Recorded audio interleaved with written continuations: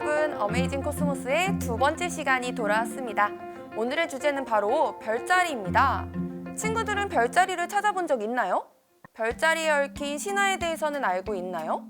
이번 시간에는 별자리에 대한 이야기를 알아볼게요. 자, 그런데 저번 시간과는 다르게 제가 오늘 혼자 등장했죠. 오늘은 아주 특별한 친구와 진행을 해볼까 합니다. 바로 귀여운 과학관 마스코트 조이입니다. 조이 안녕. 안녕하세요, 조이예요. 별을 좋아하는 외계인이죠. 여러분과 함께 별자리 이야기를 하러 왔어요. 반가워요, 조이. 조이는 무슨 별자리를 좋아해요? 저는 문어자리를 좋아해요. 응? 별자리가 그런 별자리가 있나요? 문어자리는 들어본 적이 없는데. 맞아요. 왜냐하면 제가 만들었으니까요. 별들이 모여있는 곳에 선을 그려보니 마치 문어 같았다고요. 그건 정말 조이만 아는 별자리네요. 하지만 별자리는 정말 처음에 그렇게 만들어졌어요. 별자리란 별을 이어 사물이나 인물, 동물을 연상하도록 이름을 붙인 것인데요.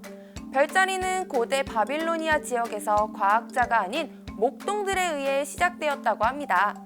양들을 데리고 이동하며 밤에는 하늘을 올려다보던 목동들이 심심해서 하늘의 별들을 선으로 잇기 시작하고 그 모양에 이름을 붙이고 이야기를 만들어내던 것이 별자리의 시작이에요. 물론 한 곳에서 만들어진 것이 아니기 때문에 나라마다 문화가 다른 지역마다 그리고 시대마다 모양도 이름도 조금씩 달랐어요. 이 별자리들이 그리스와 로마로 전해지며 신화와 합쳐진 이야기들이 현재의 유명한 별자리 신화들로 전해지고 있답니다. 오, 어떤 이야기들이 있어요? 재미있는 이야기 하나만 들려주세요. 그러면 제가 좋아하는 별자리 이야기를 하나 알려줄게요. 제가 좋아하는 별자리는 바로 처녀자리예요. 그리스 로마 신화 속에 곡물과 땅의 여신 데메테르의 딸 페르세포네가 바로 주인공입니다. 너무도 아름다웠던 페르세포네를 보고 저승의 신 하데스가 반해버렸어요. 그래서 무작정 지하로 납치를 해버리는데요. 데메테르는 딸을 잃고 너무 큰 슬픔에 빠지는데요. 페르세포네도 돌아가게 해달라고 했지만 들어주지 않았어요. 저승에는 규칙이 있었는데 저승의 음식을 먹으면 지상으로 돌아갈 수가 없답니다. 그런데 페르세포네가 저승의 석류알 3개를 먹어버렸죠. 어머니인 데메테르는 너무 슬퍼서 땅을 돌보지 않기 시작했고 식물이 죽어가고 사람들은 농사를 지을 수 없어 살기 힘들어졌어요. 보다 못한 신 중에 가장 강한 신 제우스가 1년의 반은 지상에서 어머니와 함께 1년의 나머지 반은 지하에서 하데스와 함께 사는 걸로 판결을 내주었답니다. 이렇게 별자리에는 다양한 이야기들이 있고 특히나 그리스 로마 신화와 밀접한 별자리들이 많아요. 와, 별자리에 이야기가 있다니. 유독 별자리가 이뻐 보이는 것 같아요. 방금 말해준 별자리는 언제 볼 수 있어요? 오늘도 볼 수 있는 건가요? 네, 볼 수 있어요. 요즘 계절이 따뜻하죠. 봄이에요. 처녀자리는 봄에 볼 수 있는 봄철 별자리에 속한답니다. 그럼 여름과 가을, 겨울도 있는 건가요? 그렇죠. 봄, 여름, 가을, 겨울 각 계절을 대표하는 별자리들을 계절 별자리라고 하는데 특히 요즘 볼 수 있는 봄철 별자리로는 목동자리, 처녀자리, 그리고 사자자리가 있어요. 다른 계절도 알려주세요. 여름철은 백조, 검은고, 독수리 자리가 있고 가을에는 페가수스 자리, 안드로메다 자리, 그리고 겨울에는 오리온, 쌍둥이, 큰 개, 작은 개, 황소, 마차부 자리가 있어요. 특히나 겨울에는 밝은 별들이 많아서 겨울밤 하늘은 유독 반짝반짝하답니다. 근데 저 알고 있는 별자리 있어요. 북두칠성. 북두칠성은 어느 계절 별자리예요? 북두칠성? 아주 유명하죠? 하지만 북두칠성은 별자리에 들어가지 않아요. 북두칠성이 속해 있는 큰 곰 자리가 따로 있답니다. 큰 곰이 있으면 작은 곰도 있겠죠? 작은 곰 자리의 꼬리가 바로 그 유명한 북극성이에요. 북극성을 중심으로 모든 별들은 돌고 있는데 큰 곰 자리와 반대쪽 카시오페이아는 모든 계절에 떠 있기 때문에 계절 별자리로는 분류하지 않고 있습니다. 조이는 또 궁금한 게 있어요. 뭐가 궁금해요, 조이? 그런 거 있잖아요. 생일마다 있는 별자리요. 아, 생일 별자리. 황도 12궁을 말하죠? 황도는 뭐예요? 황도는 태양이 지나가는 길을 말해요.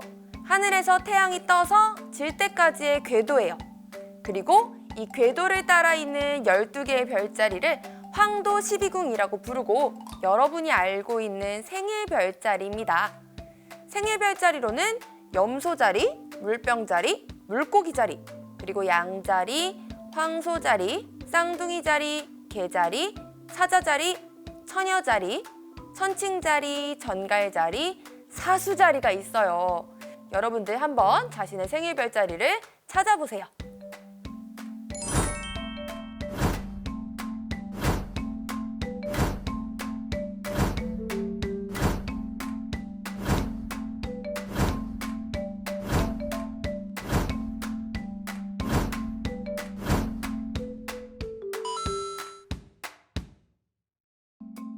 어린이 친구들이 생일이 되면 밤에 자신의 생일 별자리를 찾아보면 좋겠어요.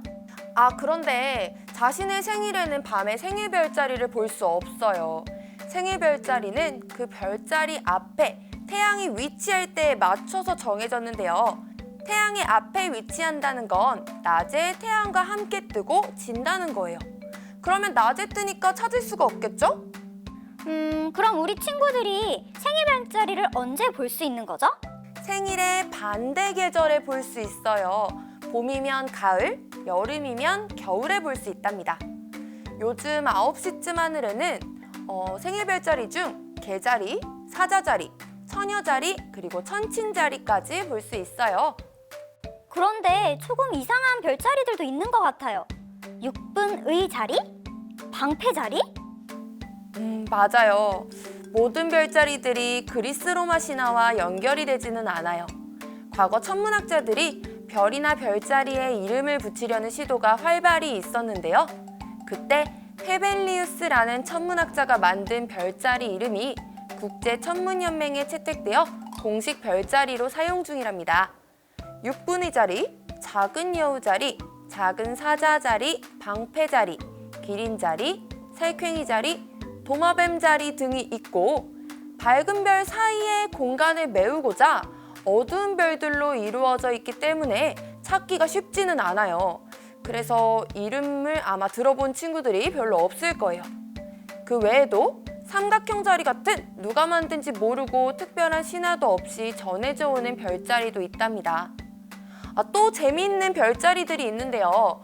라카유라고 하는 천문학자는 남반구를 돌아다니며 별자리를 만들고 이름을 붙였는데 그 이름들이 컴퍼스 자리, 공기 펌프 자리, 망원경 자리, 현미경 자리 등 과학기구와 관련된 이름을 붙였어요.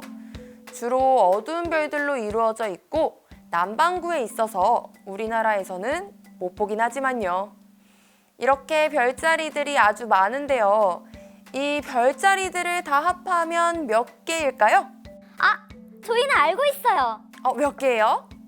88개요. 국제천문연맹에서 정한 88개의 별자리를 모든 나라가 똑같이 쓰고 있어요. 맞아요.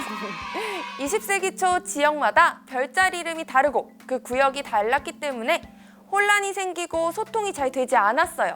그래서 1928년 국제천문연맹에서 총 88개의 별자리를 확정지었답니다.